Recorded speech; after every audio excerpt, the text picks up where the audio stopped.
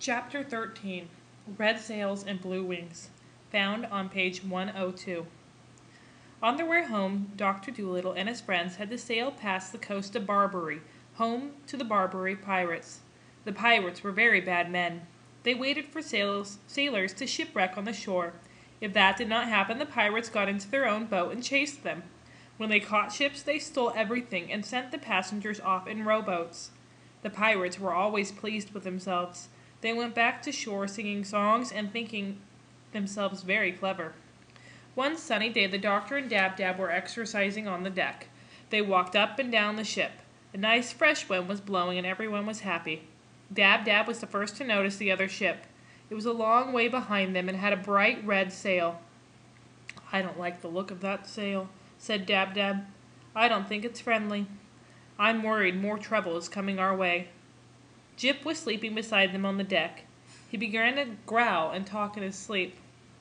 "I smell roast beef cooking," he mumbled.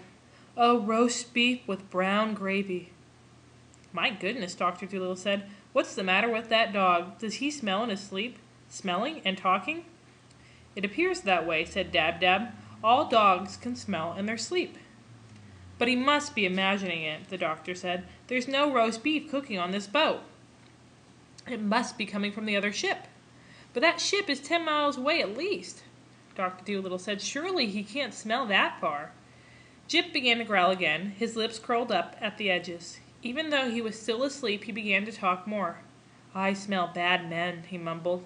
"The worst men I ever smelled. I smell trouble. Woof! I need to stop them. Woof!" Jip started to bark so loud that he woke himself up. "Look," Dab-Dab said. "That ship is much closer now. It must be traveling fast. They're coming right at us. I wonder who they are." "I was just dreaming about them," Jip said. "I could smell them. They are very bad men. My guess is that they are pirates of Barbary." "Then we must hurry on our way," the doctor said. "We need to put up more sails to catch the wind. That will get us to go faster." The dog hurried downstairs to grab more sails. He dragged up as many as he could carry, but even with all these sails, the pirate ship was still faster. It continued to gain on the doctor's ship. "The prince gave us a poor ship," grumbled Gub-Gub. "It must have been the slowest in his fleet. Look, they are almost on top of us now." "I can see 6 men," Jip said. "What are we going to do?" The doctor asked Dab-Dab to fly up and tell the swallows they were being followed.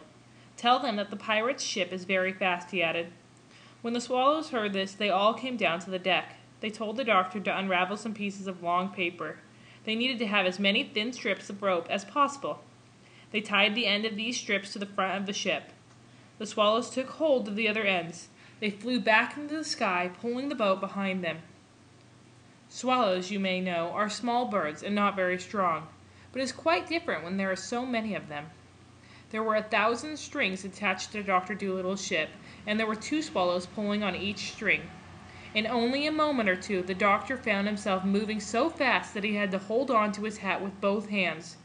It felt almost like they were flying too. All the animals on board began to laugh and dance. They looked back at the pirate ship. It was growing smaller and smaller. The red sail was being left behind, far behind. End of chapter 13, page